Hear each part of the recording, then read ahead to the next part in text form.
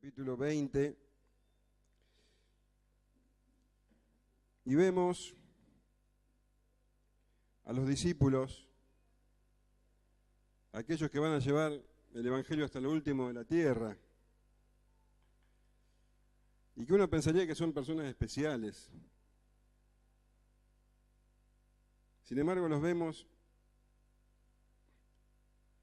obrando como personas egoístas,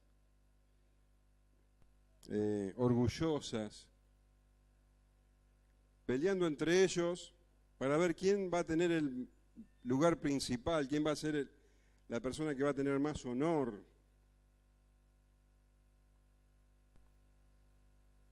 ¿Qué van a conseguir? ¿Qué recompensa iban a conseguir después de haber hecho lo que habían hecho? Pedro le dice al Señor Jesús: nosotros lo hemos dejado todo, ¿qué pues recibiremos? Y el Señor le dice: ustedes van a recibir recompensa, pero, y les da una frase muy significativa, muy importante, que es la siguiente: muchos primeros serán últimos y los últimos primeros. En la palabra del Señor Jesús pero muchos primeros serán postreros y postreros primeros. Muchos que se consideran importantes o que son considerados importantes a la vista de los hombres, esos serán los últimos en el reino de Dios. Y para que lo entendieran bien, el Señor Jesús les relató una parábola, la parábola de los obreros de la viña. Sin embargo, los discípulos seguían con su mente carnal. Ellos pensaban con el pensamiento normal, el pensamiento de un hombre cualquiera, y dentro de ese pensamiento, la persona tiene que tener recompensa por lo que hace, recompensa por su sacrificio, y honor, y reconocimiento. Y eso era lo que ellos querían. Ellos querían ser reconocidos, tener gloria.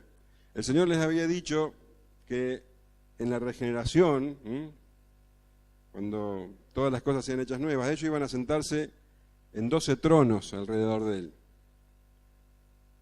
Tremendo honor, un honor único. Sin embargo, Santiago y Juan fueron a escondidas, a espaldas de los otros, con su mamá para que hable por ellos, para pedirle al Señor Jesús que los pusiera en los lugares principales, a su derecha y a su izquierda, cuando el reino sea instaurado. No les alcanzaba con ser parte de los dos, ellos querían estar al lado del Señor Jesús, querían tener los lugares de más honor todavía.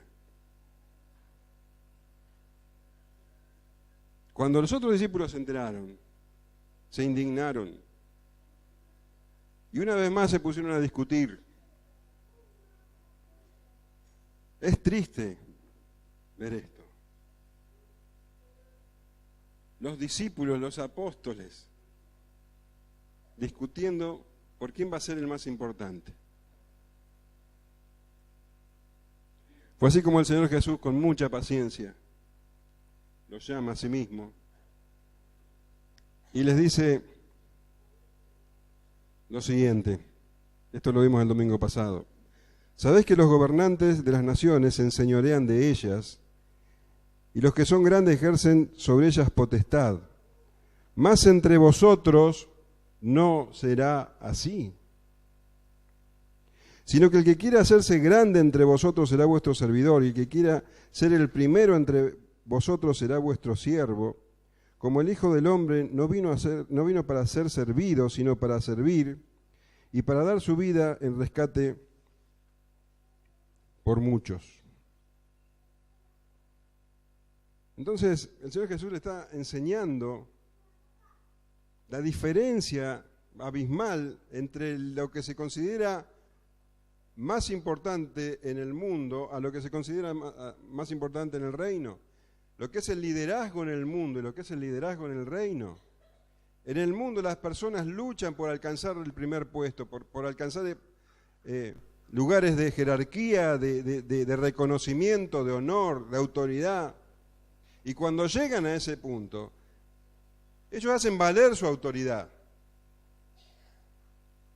Y son servidos por los otros. Ejercen, cuando dice ejercen sobre ellos potestad, está diciendo que ejercen una presión de arriba hacia abajo. Esto es lo que hacen los líderes en el mundo. Los reyes, los presidentes de las naciones y los presidentes de los clubes de barrio. Ellos deben ser reconocidos, hacen valer su autoridad y hace que los demás de alguna manera trabajen para ellos. Esto es así en el mundo. Y los discípulos pensaban que así también tenía que ser en el reino. Ellos no entendían que era un reino espiritual. Ellos pensaban que el reino se iba a instaurar allí, que el Mesías venía a instalar un reino terrenal que iba a barrer contra el imperio romano que estaba sojuzgando a Israel y que iba a imponer el reino de Israel. Un reino que iba a ser de Dios, pero un reino terrenal. Y que ellos iban a gobernar. Y entonces ellos querían ocupar el primer lugar en ese gobierno, querían mandar, en otras palabras. Querían que se los honre. Y el Señor le dice, eso es en el mundo. Entre vosotros no será así. Entre vosotros no será así, sino que el que quiera hacerse grande entre vosotros será vuestro servidor. Totalmente al revés. Lo opuesto absolutamente. Entonces vos tenés que mirar a tu alrededor y decís, a ver, ¿quién es el más grande? A ver, el más grande debe ser aquel que convoca miles de personas, que tiene sus carteles con sus nombres y su rostro ahí en la entrada de las iglesias. Ese debe ser el más grande en el reino de los cielos. Y el Señor dice, no. Ese que está callado, ese que no se ve, ese que sin esperar nada te va a visitar cuando estás enfermo, o te va a visitar cuando estás triste, ese que corta el pasto y cuando te diste cuenta, ese que está sirviendo calladamente, ese es el grande en el reino de los cielos. El que está haciendo las cosas para ser reconocido, para lograr ganancia, honra, ese, ¿sabes lo que va a ganar? Ganancia y honra de los hombres. Pero va a ser el último en el reino.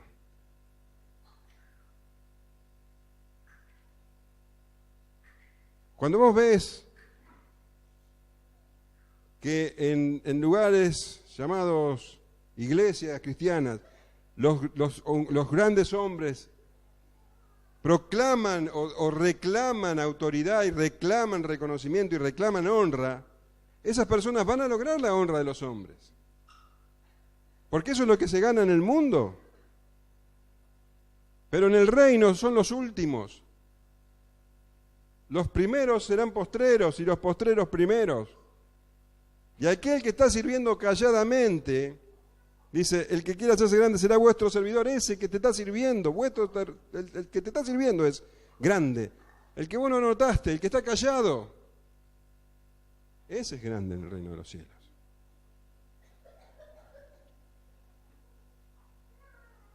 Y el que quiera hacerse primero entre vosotros será vuestro servidor. No es el que reclama honra, el que reclama honores, el que reclama dinero. Porque recibirá honra, honores y dinero de los hombres, pero no de Dios. Será el postrero.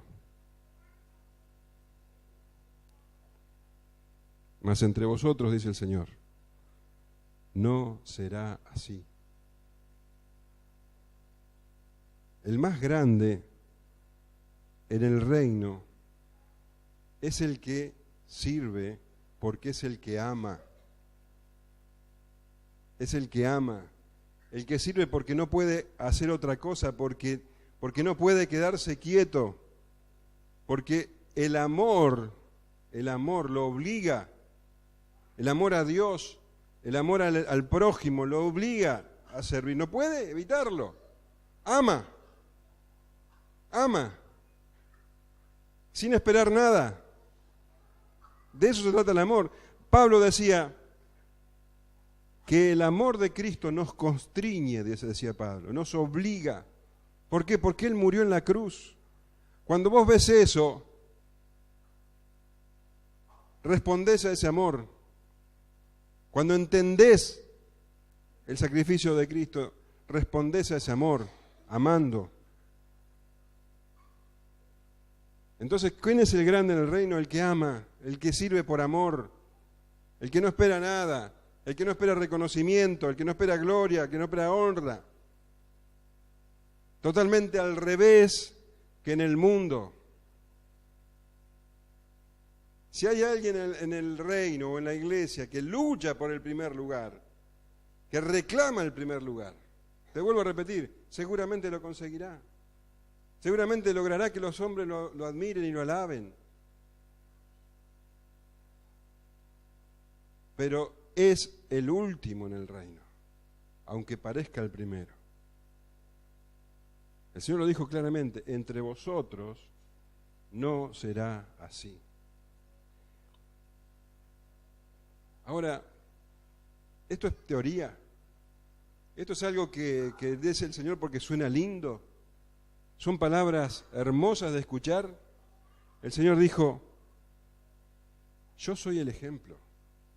Él dice, como el Hijo del Hombre no vino para ser servido, sino para servir y para dar su vida en rescate por muchos. El ejemplo más grande y más sublime es el mismo Señor Jesús. Pablo dice que Jesús, siendo en forma de Dios, no estimó el ser igual a Dios como cosa que aferrarse, dice, sino que se despojó a sí mismo, tomando la forma de hombre, y se humilló a sí mismo, no solamente tomando la forma de hombre, sino de siervo. Y se hizo obediente hasta el extremo de entregar su vida en la cruz. Él es el ejemplo más grande y sublime. ¿Y sabés quién es Él? Él es el más grande. Él es el de mayor autoridad. Nadie tiene más autoridad que el Señor Jesús. Y Él, siendo el más grande, el primero, se hizo postrero y murió en la cruz. Abandonando, despojándose de su condición de ser el de la mayor autoridad. Se despojó a sí mismo. Se humilló a sí mismo. ¿Qué hacen los gobernantes de las naciones, los líderes? Si hay alguien a quien despojar, va a ser a otro. Si hay alguien a quien humillar, va a ser a otro, no a Él. En el reino es así, y Él es el mayor y más grande y más sublime ejemplo, el Señor Jesús. ¿Que vino a qué? ¿A ser servido? No. No es como el mundo, no es como los gobernantes de las naciones que son servidos. Él vino a servir. Y no solo a servir, sino a dar su vida. Y Pablo dice que los cristianos, nosotros, tenemos que tener el mismo sentir que hubo también en Cristo Jesús. De eso se trata ser un cristiano, de eso se trata ser un creyente, de amar, de servir.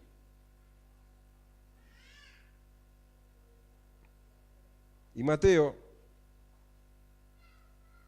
un maestro excelente, pone el siguiente pasaje, escribe el siguiente pasaje, el último del capítulo 20, donde ilustra lo que significa servir. Donde vemos al Hijo del Hombre sirviendo. Vamos a leer entonces Mateo 20, 29 al 34. Y dice así: al salir ellos de Jericó, les seguía una gran multitud. Y 2 ciegos estaban sentados junto al camino. Cuando oyeron que Jesús pasaba, clamaron diciendo: Señor, Hijo de David, ten misericordia de nosotros. Y la gente les reprendió para que callasen, pero ellos clamaban más diciendo: Señor, Hijo de David, ten misericordia de nosotros. Y deteniéndose Jesús los llamó y les dijo, ¿qué queréis que os haga? Ellos le dijeron, Señor, que sean abiertos nuestros ojos. Entonces Jesús, compadecido, les tocó los ojos y enseguida recibieron la vista y le siguieron. Dice que Jesús estaba saliendo de Jericó, porque como te explicaba el domingo anterior, el Señor Jesús había estado un tiempo en Perea. Perea es la región del otro lado del Jordán. De un lado está Perea y del otro lado está Judea.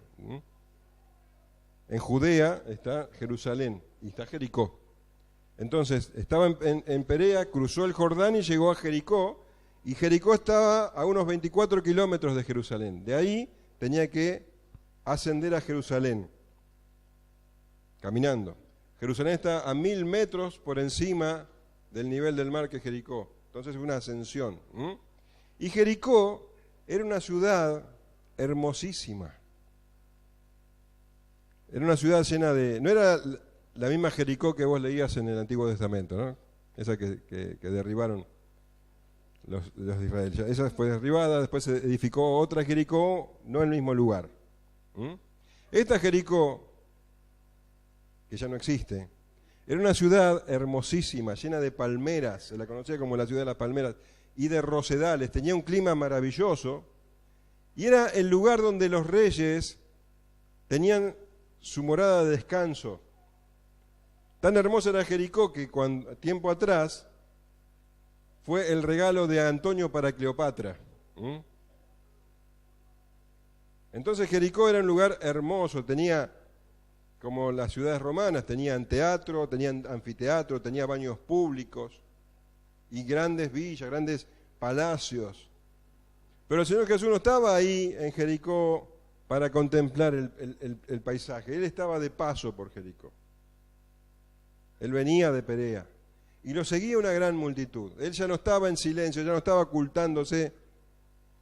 Él ya no decía, cuando sanaba a alguien, ya no decía como antes, no se lo digan a nadie. Ahora ya estaba una semana de la cruz. La multitud venía con él, lo había seguido gente de Perea y ahora en Jericó se sumaba otra gente.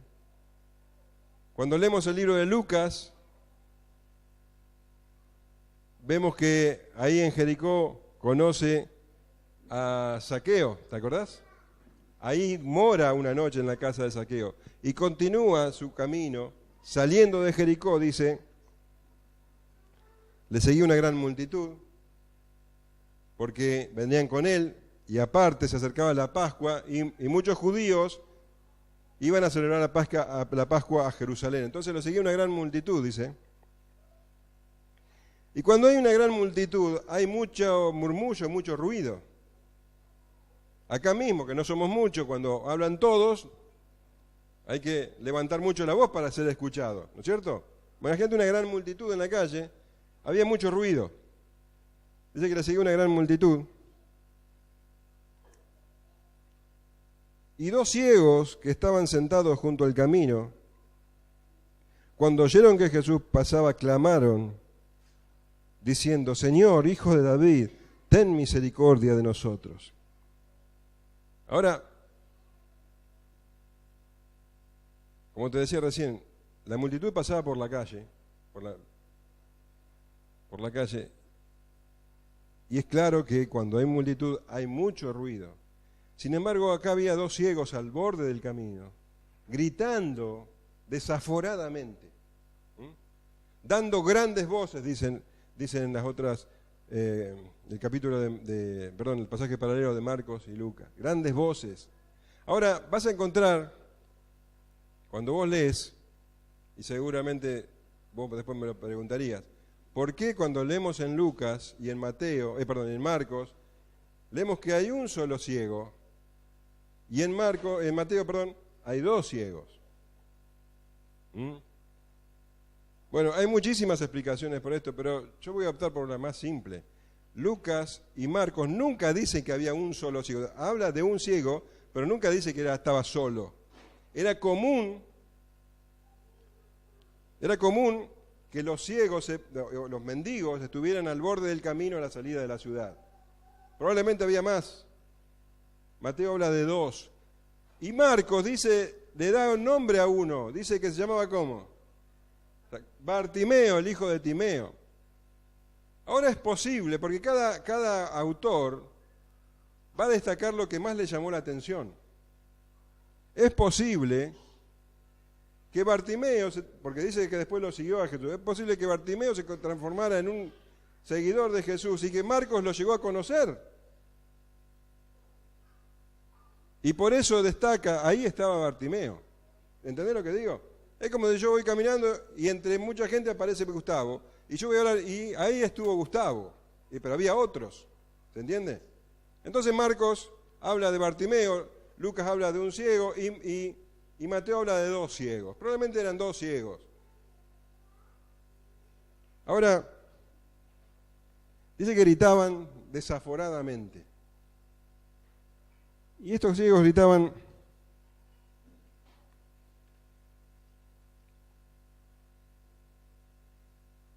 decían, Señor, Hijo de David, ten misericordia de nosotros. Tanto gritaban, que la gente les decía que se callasen. Eran molestos. Imagínate, en el tumulto de la calle, multitud caminando. Y estos gritaban tanto que se transformaron en personas molestas y la gente los hacía callar, los reprendían.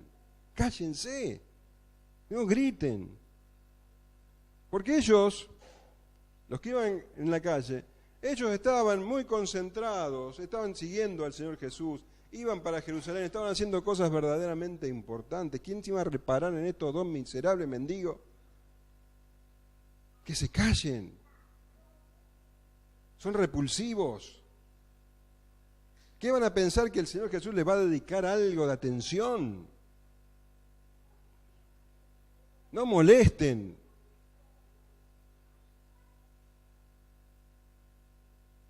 Pero ellos iban a Jerusalén a adorar. Y ahí estaban estos dos ciegos y molestaban. Sin embargo, pese a que los reprendían, estos ciegos gritaban más fuerte, dice. Más fuerte. Señor, Hijo de David, ten misericordia de nosotros. Ahora, ¿qué vemos en esto? Estos dos ciegos que tenían cegada la vista, ellos reconocían al Señor Jesús, primero como Señor y después como Hijo de David. ¿Vos te acordás cuando el Señor Jesús le preguntó a los apóstoles quiénes decían los hombres que eran Él, que creían que era Él? Unos decían era un profeta, otros decían que era Juan el Bautista. Ninguno entendía que era el Mesías. Estos dos ciegos, te vuelvo a repetir, ciegos de vista, pero no ciegos espirituales. Ellos entendían que Él era el Señor y que era Hijo de David, era el Mesías.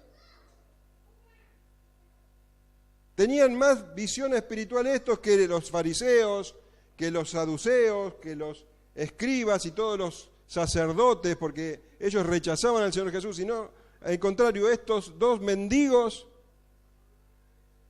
a los que les decían que se calle, ellos sabían quién estaba ahí. Y no porque lo habían visto, porque no podían. Ellos habían escuchado que ahí iba el Señor Jesús y empezaron a los gritos. Era la oportunidad. Ellos no iban a dejar que el Señor Jesús pasara sin clamarle, sin rogarle, a los gritos. Pero rompían con todas las normas estéticas. Molestaban. Más a esta gente tan religiosa que iba hacia Jerusalén. Y el Señor Jesús hizo algo totalmente sorpresivo para todos. ¿Sabes lo que hizo el Señor Jesús? Se detuvo. Dice, y Jesús deteniéndose, los llamó. A esos que todo el mundo rechazaba. Marcos nos enseña que le dijo a los discípulos, vayan y búsquenlos. Entonces los discípulos tuvieron que ayudar a estos ciegos. Ya con otra actitud, le decían, bueno, el Señor te llama, ya ahora la otra la actitud. Tengan confianza, le dicen, si les Marcos. Se lo ponen delante del Señor Jesús. ¿Y qué crees que hizo el Señor Jesús?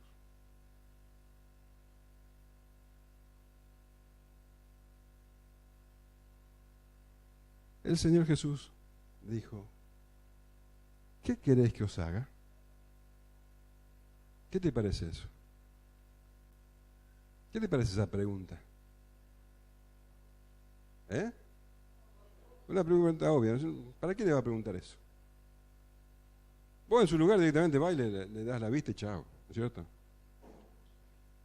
Es obvio. Es lo que hay que hacer. Nosotros sabemos lo que hay que hacer. Nosotros conocemos las cosas. Las tenemos claras. Al que tiene frío, vos vas y le da una manta. Al que tiene hambre, va y le da un plato de comida. ¿No es cierto? El Señor Jesús no. ¿Sabes qué hace el Señor Jesús? Escucha. Son personas. Son personas. Algo que nunca nadie había considerado.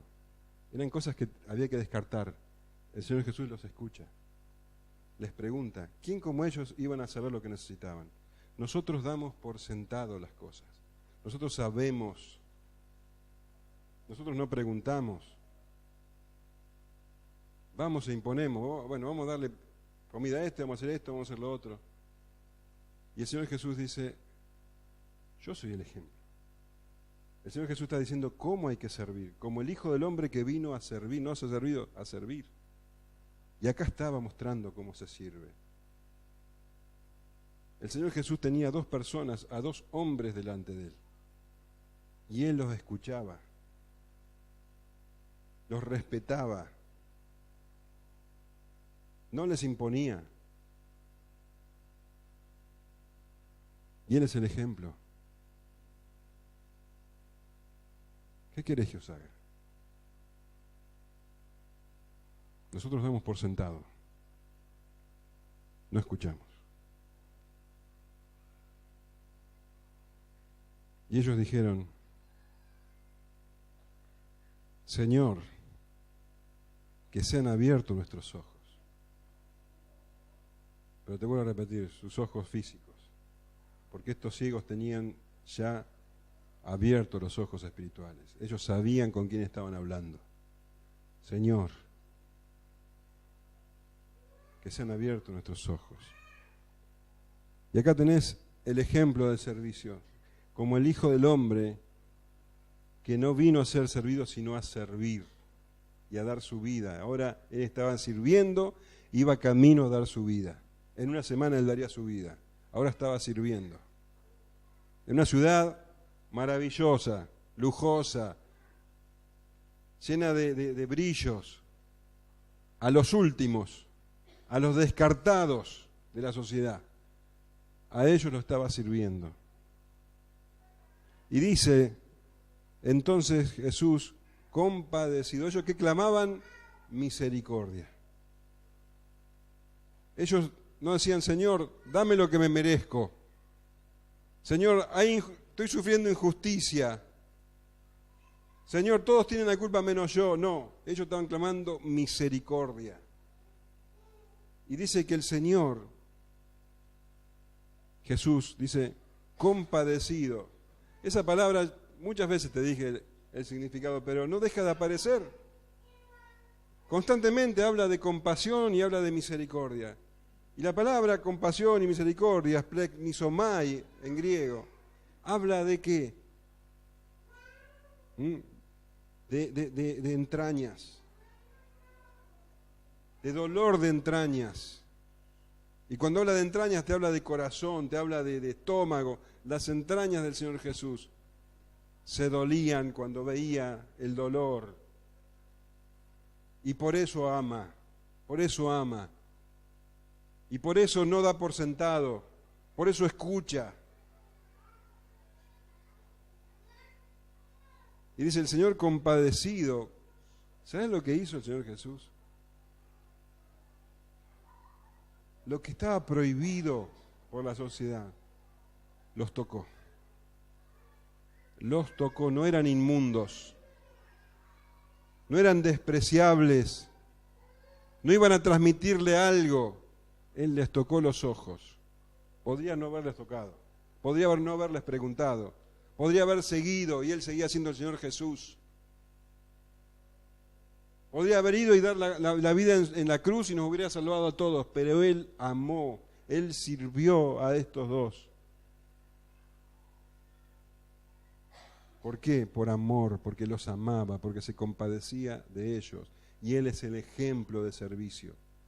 No busques el reconocimiento de los hombres. Si buscas el reconocimiento de los hombres, no lo estás haciendo por amor. Y si no lo haces por amor, no lo hagas. No lo hagas, porque humillás. Cuando vos vas y das un plato de comida a alguien, sin amarlo, lo estás humillando.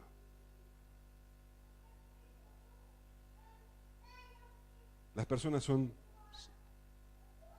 seres dignos y el Señor Jesús los dignifica, les habla, les pregunta, los toca. Son seres humanos. Y hizo todo eso y también recibieron la vista. Pero les habló, les tocó, los escuchó y les dio la vista. ¿Te das cuenta cuál es el ejemplo de servicio? El Hijo del Hombre vino a servir y a dar su vida. Y termina el capítulo 20 con una frase maravillosa, y que te vuelvo a repetir, el capítulo 20 es bisagra, porque ahora comienza la semana de la pasión. Pero termina el capítulo 20, termina este bloque en Mateo con las 3 palabras tan hermosas sobre estos ciegos, y le siguieron. Estos ciegos rechazados por el mundo, los últimos para el mundo. Estos estaban ahí, entre los primeros. Y le siguieron. Sabemos que uno de ellos se llamaba Bartimeo. Él es el motivo y el ejemplo del servicio. Si no servimos por amor a Él, constreñidos por su amor, obligados por su amor, no sirvamos, no hagamos nada. Todo lo que hagas de palabra o de hecho, dice Pablo, hacerlo en el nombre del Señor Jesús. Y si no lo haces, no lo hagas. Si vas a poner una moneda ahí, hazlo por amor, si no, no la pongas. Si vas a cortar el pasto, hazlo por amor, si no, no lo hagas. Si vas a visitar, hazlo por amor, si no, no lo hagas. Y escuchá, no des por sentado. Escuchá la necesidad del otro, escuchá el dolor del otro. No lleves soluciones inmediatas, no lleves consejos fáciles. Escuchá. Ese es el ejemplo de servicio. Como el Hijo del Hombre que vino a servir, no como el mundo, como el Hijo del Hombre que vino a servir. Amén. ¿Preguntas?